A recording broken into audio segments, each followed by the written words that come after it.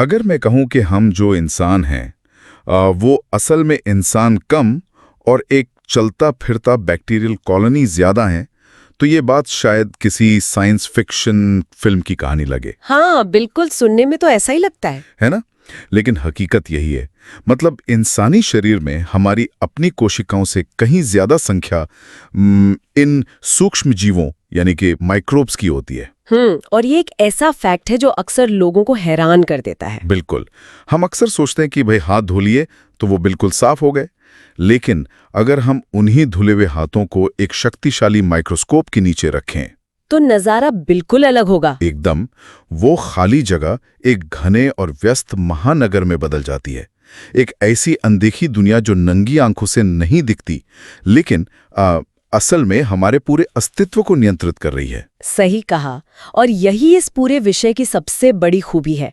मतलब हम जिस दुनिया को अपनी जागीर मानते हैं ना, वो असल में इन अदृश्य जीवों के इशारों पर चल रही है। अगर हम इस ग्रह के इकोसिस्टम को एक विशाल मशीन मान लें, तो ये सूक्ष्म जीव उस मशीन के सबसे महत्वपूर्ण गियर हैं। बिल्कुल सही एनालॉजी दी आपने।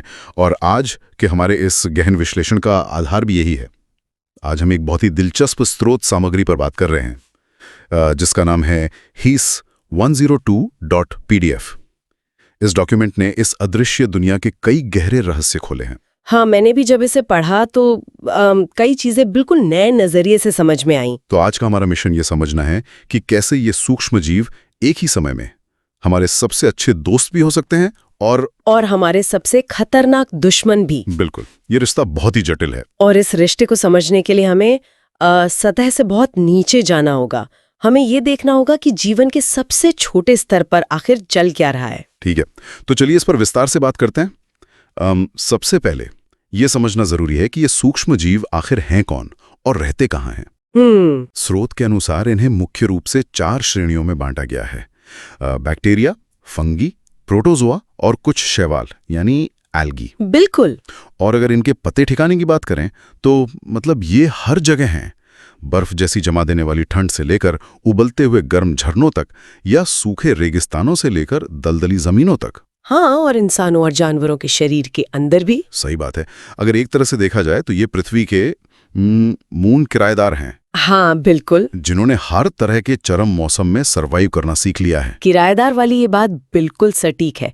लेकिन जीव विज्ञान के इस पूरे वर्गीकरण में एक श्रेणी ऐसी भी है जो इन सबसे बिल्कुल अलग है। आप वायरस की बात कर रही है ना? हाँ, वायरस। इनकी कार्यप्रणाली बाकी सभी सूक्ष्म जीवों से इतनी अलग है कि वैज्ञानिक आज भी इस बात पर बहस करते हैं कि उन्हें पूरी तरह से जीवित माना जाए या नहीं। अच्छा, मतलब जो सर्दी, जुकाम, फ्लू और यहाँ तक कि पोलियो जैसी गंभीर बीमारियों के पीछे होते हैं। बिल्कुल वही। लेकिन ये अलग क्यों हैं? जहां तक मुझे उस डॉक्यूमेंट से समझ आया, वायरस अपने आप में निष्क्रिय होते हैं, है ना? वे खुद से प्रजनन यानी रिप्रोडक्शन नहीं कर सकते। एकदम सही समझे आप। जब तक वे किसी होस्ट के बाहर हैं। होस्ट मतलब कोई बैक्टीरिया, पौधा या इंसान? हाँ, तो जब तक वो होस्ट के शरीर के बाहर हैं, वो बस निर्जीव कणों की तरह बर्ताव करते हैं। लेकिन जैसे ही वे अंदर जाते हैं, वे होस्ट की कोशिकाओं को हाईजैक कर लेते हैं। एक मिनट, यहाँ मेरे दिमाग में एक बहुत ही दिलचस्प सवाल आ रहा है। पूछिए। अगर वायरस शरीर के बाहर बिल्कुल निर्जीव या डेड कणों की तरह बर्ताव करते हैं, तो उन्हें ये कैसे पता चलता है कि किसी कोशिका को हाईजैक कैसे करना है? मतलब क्या उनके पास कोई अपना दिमाग या चेतना होती है जो उन्हें बताती है कि हाँ, अब मैं कोशिका के अंदर हूं, अब मुझे हमला करना है? ये एक बहुत ही बेहतरीन सवाल है और इसका सीधा जवाब है नहीं। उनके पास कोई दिमाग नहीं होता। यहाँ सबसे हैरान करने वाली बात यह है कि ये पूरा खेल रसायन विज्ञान और भौतिकी का है। अच्छा, कैसे? इसे एक ताले और चाबी की तरह समझना चाहिए। देखिए, वायरस के बाहरी सतह पर कुछ खास तरह के प्रोटीन होते हैं जो एक चाबी की तरह काम करते हैं। और हमारी कोशिकाओं की सतह पर रिसेप्टर्स होते हैं जो ताले की तरह होते हैं। अब मान लीजिए सांस के जरिए कोई वायरस शरीर में चला गया। ठीक है।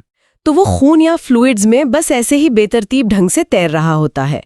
लेकिन जैसे ही उसकी चाबी हमारी कोशिका के ताले से टकराती है और फिट हो जाती है, तो एक केमिकल रिएक्शन होता है। ओह, तो मतलब वो रिएक्शन ही दरवाजा खोलता है? बिल्कुल, वो प्रतिक्रिया कोशिका का दरवाजा खोल देती है और वायरस का जेनेटिक मटेरियल अंदर पहुंच जाता है। ये सब पूरी तरह से ऑटोमेटिक है।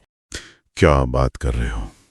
मतलब ये कोई सोची समझी साजिश नहीं है, बल्कि करोड़ों सालों के इवोल्यूशन का नतीजा है, जहां वे ताले और चाबी बिल्कुल परफेक्ट मैच बन गए हैं। बिल्कुल सही कहा आपने। दिमाग हिल जाता है सुन के। खैर, अब क्योंकि हमने कोशिकाओं को हाईजैक करने की बात की है, तो चलिए एक अलग तरह के हाईजैक की बात करते हैं। किस तरह का हाईजैक? हमारे खाने का हाईजैक।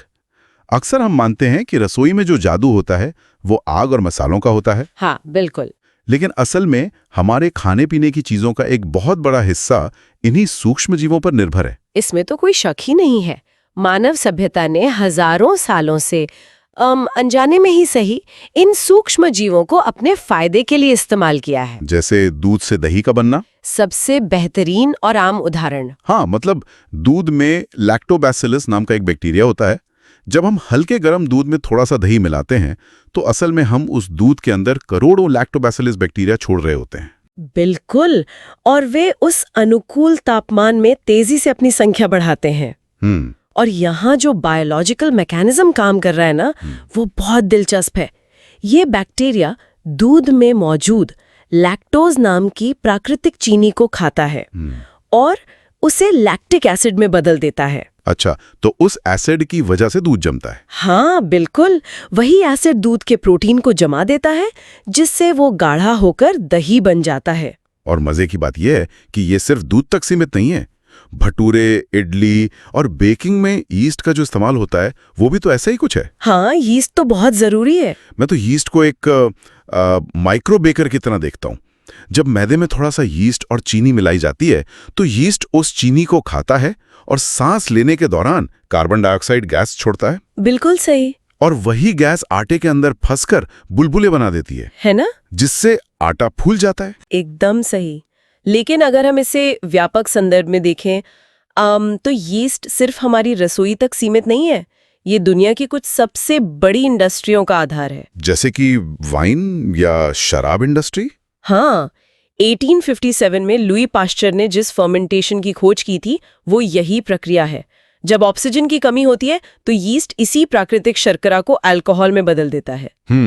तो सिरका और शराब बनाने में भी व्यावसायिक स्तर पर इसी का इस्तेमाल होता है। बिल्कुल। ये सूक्ष्म जीव सदियों से हमारी खाद्य संस्कृति की नींव रहे हैं। ये सोचना ही कितना अद्भुत है कि जिस जीव को हम आंखों से देख भी नहीं सकते, वो दुनिया भर की बेकिंग और ब्रेवरी इंडस्ट्री को चला रहा है। सही बात है। लेकिन इनका काम सिर्फ खाना बनाना नहीं है। खाने पीने से आगे बढ़कर इन सूक्ष्म जीवों ने चिकित्सा के क्षेत्र में जो चमत्कार किए हैं, वे और भी हैरान करने वाले हैं। जब बात जीवन बचाने की आती है तो भी यही सूक्ष्म जीव हमारे सबसे बड़े रक्षक बनते हैं। निसंदेह। और इस चमत्कार की शुरुआत एक बहुत ही मशहूर दुर्घटना से हुई थी। आप 1929 वाली अलेक्जेंडर फ्लेमिंग की कहानी की बात कर रही है ना? हाँ, बिल्कुल।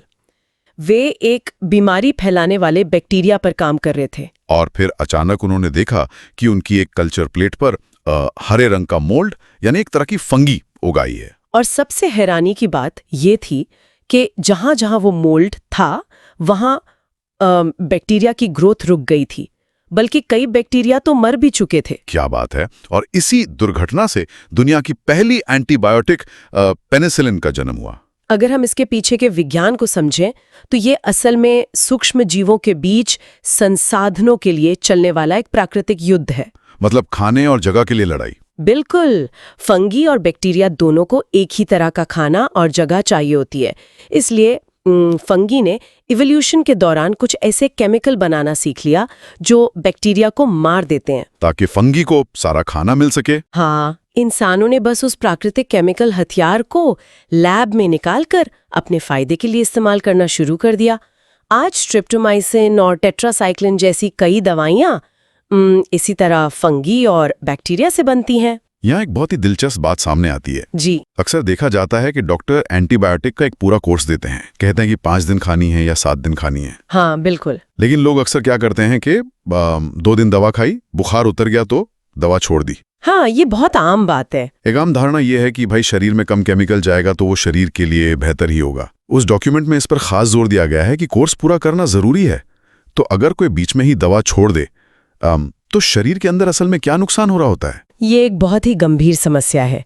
इसे इस तरह समझना चाहिए कि जब एंटीबायोटिक लेना शुरू किया जाता है तो सबसे कमजोर बैक्टीरिया सबसे पहले मरते हैं। ठीक है। 2 दिन में हम बेहतर महसूस करने लगते हैं क्योंकि कमजोर वाले खत्म हो चुके हैं, लेकिन इन्फेक्शन फैलाने वाले कुछ सबसे मजबूत और ढीठ बैक्टीरिया अभी भी शरीर में जिंदा होते हैं। और जब दवा बीच में रोक दी जाती है तो उन बचे हुए मजबूत बैक्टीरिया को ये संदेश मिलता है कि इस दवा से कैसे बचना है। वे अपने जेनेटिक्स में बदलाव कर लेते हैं और उस दवा के खिलाफ एक प्रतिरोधक क्षमता विकसित कर लेते हैं। मतलब हम अनजाने में उन बचे हुए बैक्टीरिया को एक तरह की ट्रेनिंग दे रहे हैं। बिल्कुल, हम उनके सर्वाइवल ऑफ द फिटेस्ट को तेज कर रहे हैं। अगली बार जब वे मजबूत बैक्टीरिया हमला करेंगे तो पुरानी एंटीबायोटिक उन पर बिल्कुल असर नहीं करेगी। बाप रे। वे सुपर बग्स बन जाते हैं। इसके अलावा एक और बात है, एंटीबायोटिक से बैक्टीरियल इन्फेक्शन पे काम करते हैं, वायरस पर नहीं। क्योंकि वायरस तो हमारी कोशिकाओं के अंदर छिप जाते हैं। बिल्कुल, एंटीबायोटिक्स कोशिका के अंदर जाकर उन्हें नहीं मार सकते। एक ही खोज की थी जो इसका सबसे बड़ा उदाहरण है। लेकिन वैक्सीन शरीर के अंदर काम कैसे करती है? मैं तो इसे एक बायोलॉजिकल सॉफ्टवेयर अपडेट की तरह देखता हूँ। अच्छा, बायोलॉजिकल सॉफ्टवेयर अपडेट, ये एनालॉजी बहुत दिलचस्प है। इसे थोड़ा और समझाइए। देखिए, हमारा इम्यून सिस्टम एक तरह से कंप्यूटर के एंटीवायरस सॉफ्टवेयर की तरह है ना? ठीक है।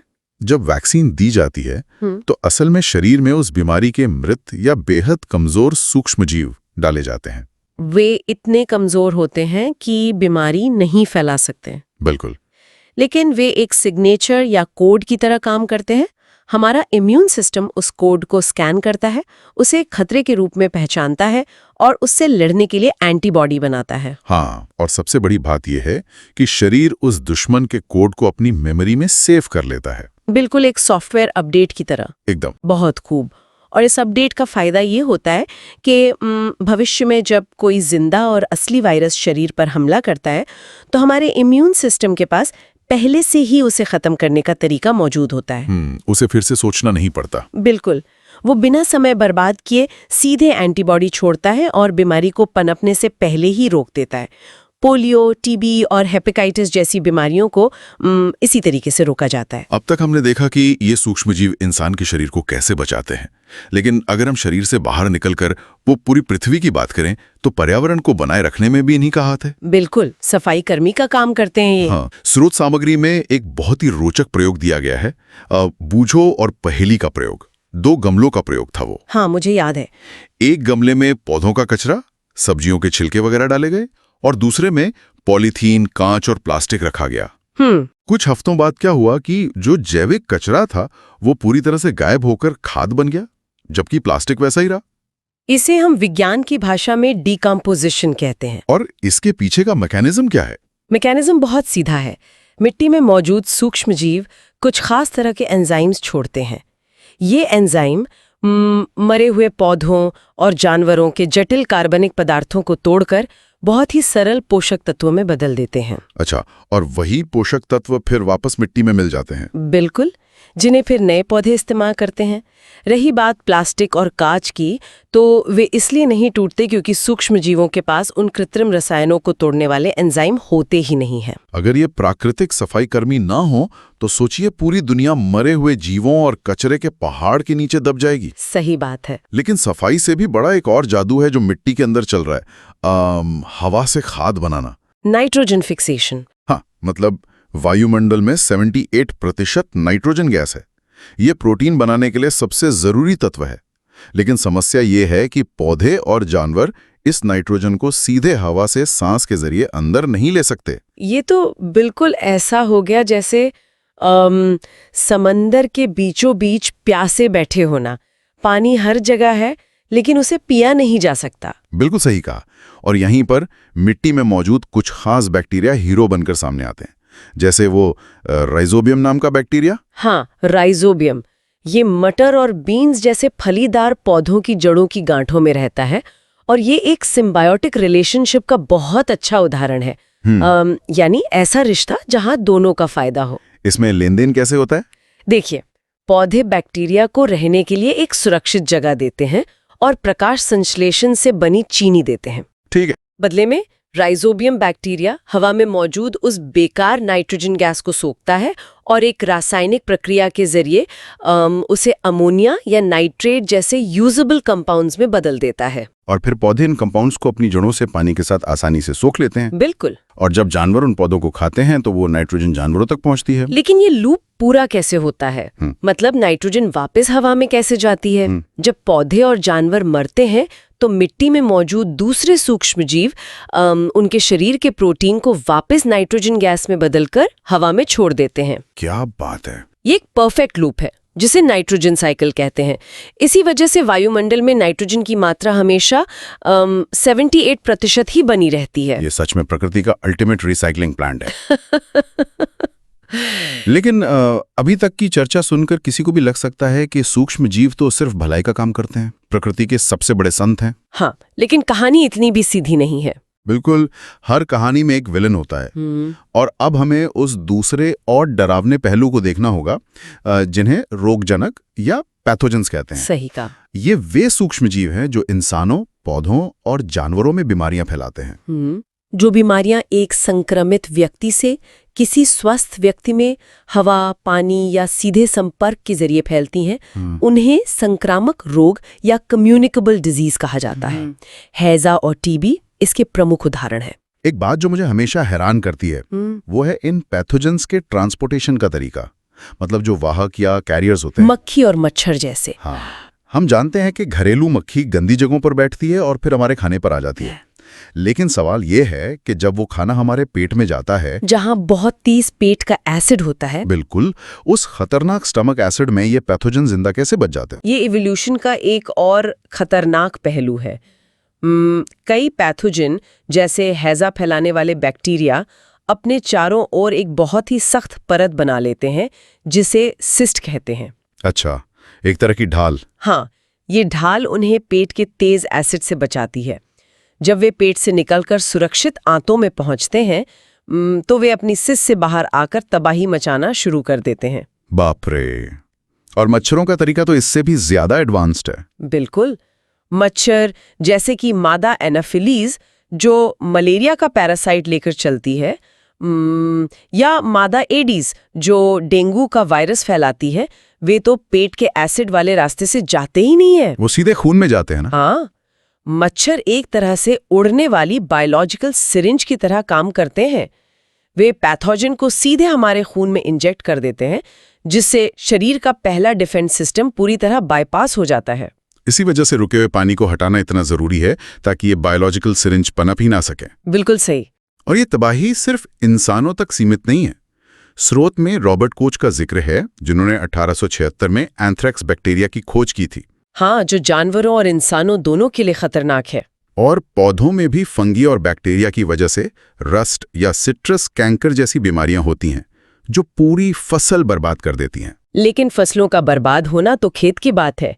ये सूक्ष्म युद्ध हमारी रसोई के अंदर भी चलता रहता है। आप फूड पॉइजनिंग की बात कर रही हैं? हाँ, ये तब होता है जब सूक्ष्म जीव हमारे पके हुए खाने पर पनपने लगते हैं और कुछ ऐसे जहरीले रसायन या टॉक्सिन्स छोड़ते हैं जो खाने को जहर बना देते हैं। इसी से बचने के लिए इंसान सदियों से फूड प्रिजर्वेशन के तरीके खोजता आ रहा है, जैसे गोश्त या कच्चे आम को नमक लगाकर रखना या अचार में तेल और सिरका डालना। ये तो समझ आता है कि नमक और सिरका एक ऐसा कठोर माहौल बनाते हैं जहां बैक्टीरिया जिंदा नहीं रह पाते। लेकिन एक तरीका ऐसा है जो मुझे बहुत अजीब लगता है। कौन सा? चीनी का इस्तेमाल। जैम और जेली वाला। हाँ।